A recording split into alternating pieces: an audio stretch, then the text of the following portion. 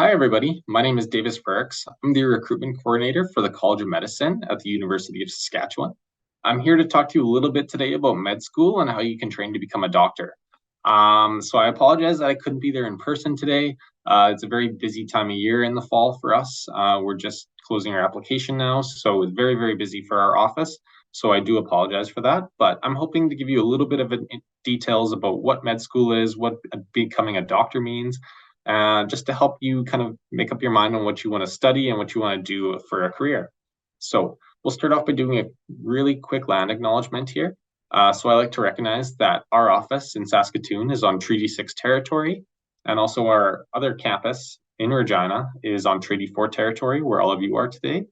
We like to recognize these treaties and reaffirm our relationships with the First Nations, Métis, and Inuit people, and recognize that all the work that we're doing with the college is in the spirit of truth and reconciliation.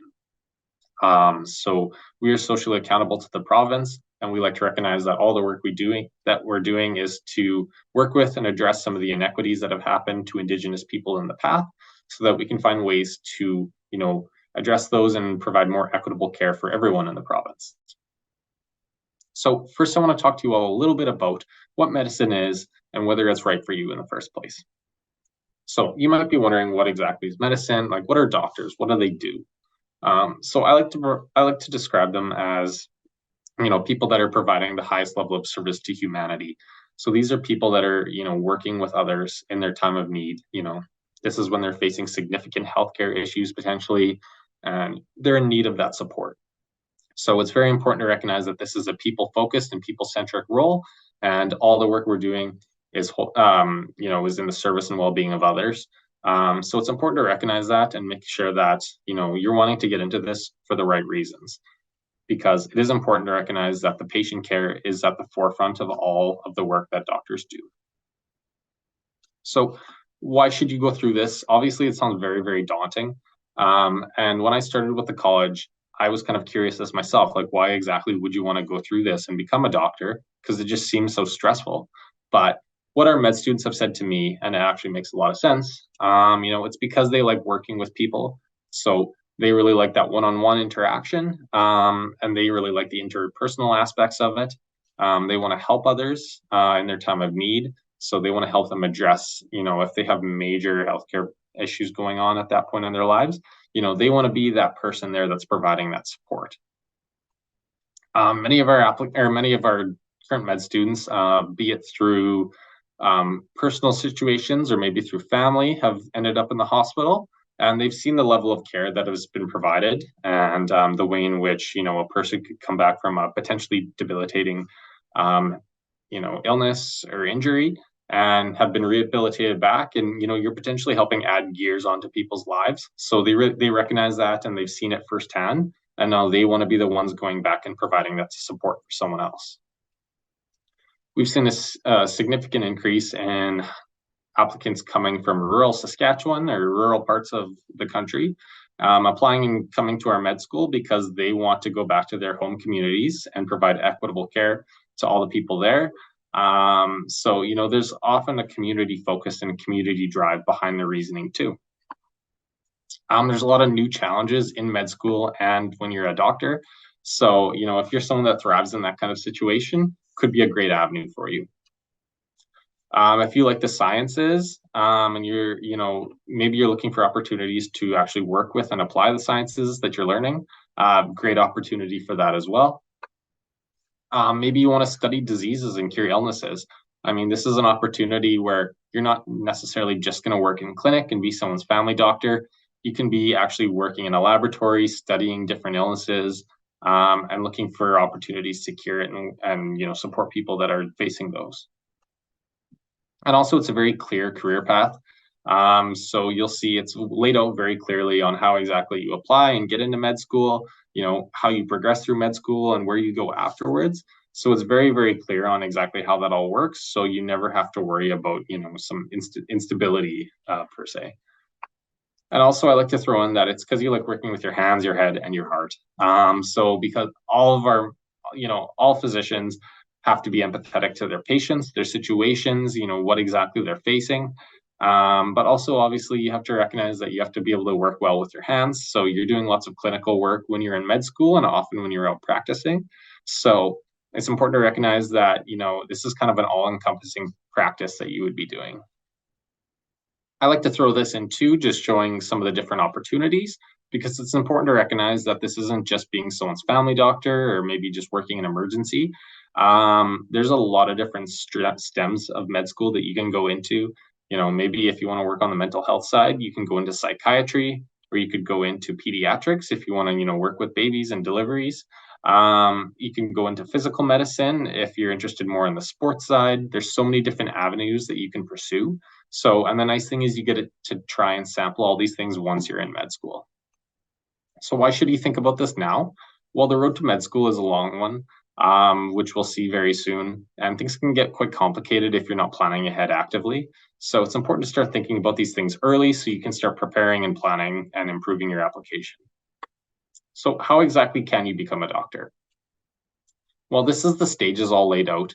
Right now, you guys are kind of at the bottom of this pyramid. So step one will be applying to university. And then you'll do a 4-year university degree of some sort, which we'll talk about soon. Then once you've done that, you can start your application to med school, which is another 4 years. As you progress and finalize med school, you'll go into what's called residency, where you'll kind of pick your specialty of choice, and then you'll do specialty training on it. And then you'll actually finally become a fully practicing doctor. So it can be very, very long. This is kind of why we're talking about it's important to start planning early so you can kind of get a good sense of what exactly you want your path to be.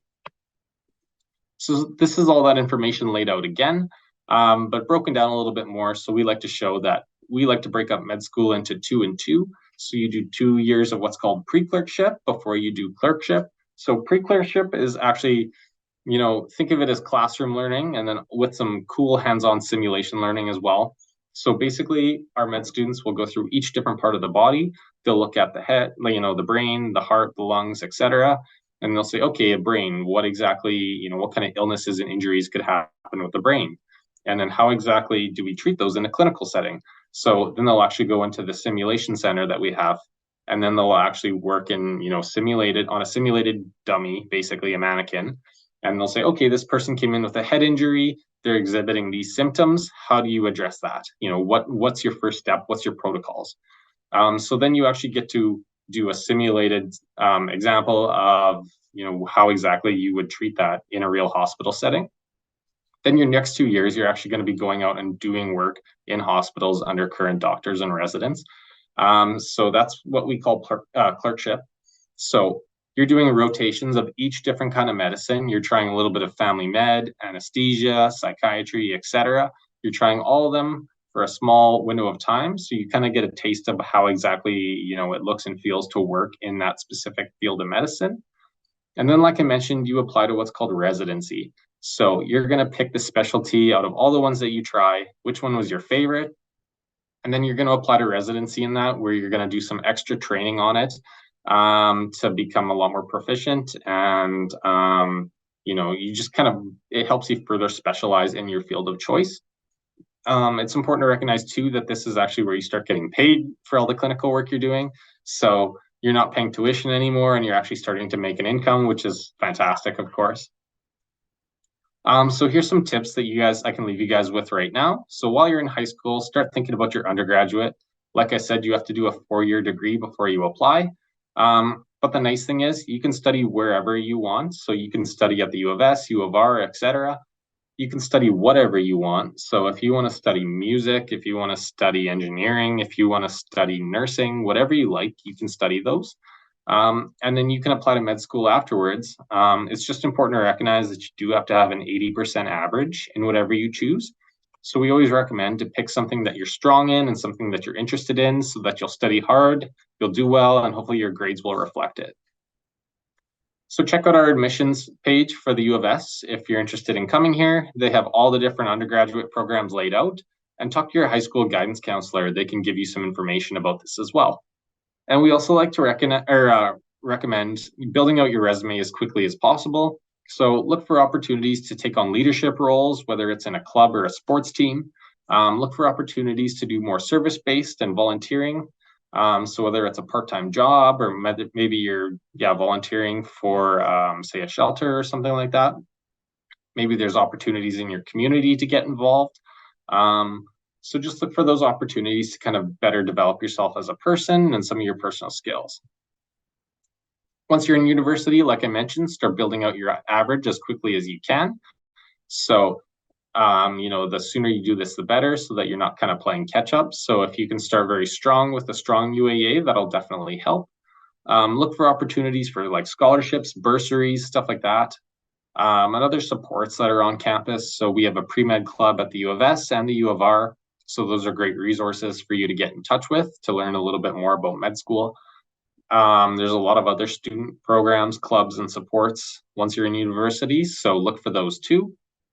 And then just keep building up your extracurriculars. So maybe you can become a leader of a club or, have an active role in a club. Maybe you can start volunteering more in the community. Maybe you want to do a research project in your undergrad. All these would help your application. We typically recommend kind of in your second or third year, even into your fourth, start checking out what exactly you have to do to apply to med school.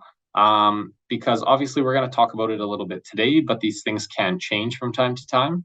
So it's important to just kind of stay up to date on what's going to be required by the time you're applying. And some things you can kind of check off early, like you can write your MCAT a little bit early, which we'll talk about. So the sooner you kind of start brushing up on these things and preparing, the better, of course. So now I'm going to talk a little bit about our med school, because obviously there's med schools all across Canada. So we want to tell you why exactly you should stay here and choose us. So we have a lot to be proud of, a lot going on with our program.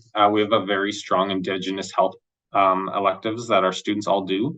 And we also just inaugurated our Department of Indigenous Health and Wellness, which is going to help influence and support our programming that we have for our med students. They're going to help work with liaison with communities, find more opportunities to work with Indigenous populations and kind of better understand their needs.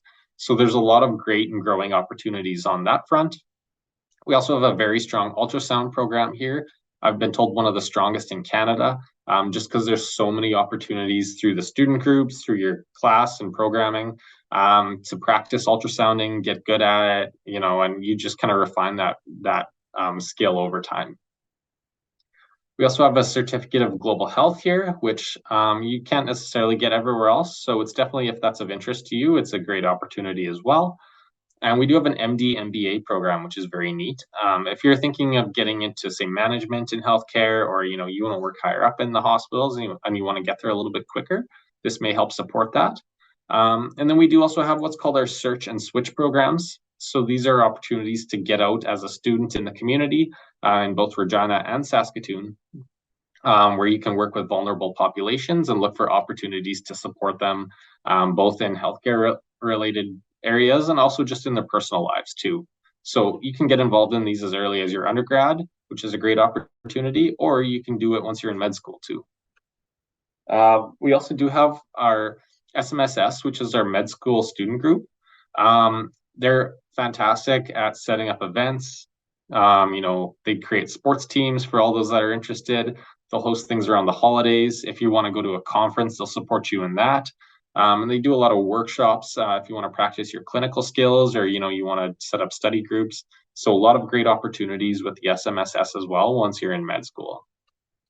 We always recognize we are Saskatchewan's med school, so we're the only med school in the province. Although we do have a number of learning sites here, we are the only med school, and we are socially accountable to this province. So it's our job to make sure we're training physicians properly to work and support the healthcare needs of everyone that lives in the province. So all the training that you would take here is exactly how you can work with the populations of the province to provide the best possible care. So if you're thinking long-term, you'd like to live and work and stay in Saskatchewan, obviously we're going to provide you the best possible training to do that. We have 108 total seats for our program here at the U of S. 68 of those are in Saskatoon. And then we also do have a learning site in Regina. So you can do your full 4 years in Regina too. And we have 40 of our students that will do that each year. So you can do, or you'll have to do a minimum of your first and second year in one of those two learning sites. And then we have the opportunity to do what's called slick learning, where you can go to one of our distributed learning sites around the province, and you can study in, say, Prince Albert, La Ronge, Melfort, Meadow Lake, and Estevan. And the neat thing about this is you get to do, very tailored learning where you're learning exactly what it's like to live and practice in a small town community, working in their clinics. And obviously, these communities don't have as many doctors as the big cities. So there's a lot more opportunities for you to get hands on with your learning and do like, okay, I'm actually like, right there next to the doctor helping to deliver this baby because we just didn't have a nurse on hand tonight or something like that. There's a lot of opportunities for you to get a lot of very specific hands-on learning there, and you get to do that for your full third year. And then finally, we have what's called our residency electives. So your third year, you're gonna, like I mentioned, get to try all the different specialties. And then in fourth year, once you've kind of picked which specialty you like, you'll start taking electives to help support your application to it. So that's what all of our med students do in fourth year. And that may bring you back to Saskatoon or Regina or to other parts of, the province or other parts of Canada even. So like I mentioned, 108 total seats. We also dedicate up to 20 of those to Indigenous populations, which we'll talk about soon. And we do have a separate program called DSAP as well, which we'll talk about as well later. So this is everything you have to do to apply. Like I mentioned, you have to have a 4-year undergrad at university. You have to have an 80% in that undergrad. And you're going to have to take an Indigenous studies course at some point during your university degree. So important to think about that and kind of work it into your program. You're also going to have to write the MCAT. So this is an online standardized test that covers all the sciences, social sciences, the maths, English. It's very, very comprehensive. And it's something that all of our applicants have to do. But the nice thing is we have a minimum cutoff for this, and it has about a 5-year shelf life. So when you're thinking about doing your MCAT, visit our website, look at what the cutoffs are, and look at what you have to have for scoring. And then you can go write it in the summer. Most of our med students say that it'll take a full summer to kind of prep for and study for. But then once you write it, if you've hit that cutoff, you're done and you're ready to apply. You don't have to worry about it anymore. We also have our applicants do what's called the CASPER, which is a situational judgment test. Basically, just get to know how you would respond to situations, how you would communicate, all that kind of stuff. And then after that, we'll look at all these different things and do our first kind of file review before we'll send out invitations to what's called the multi-mini interview, or MMI.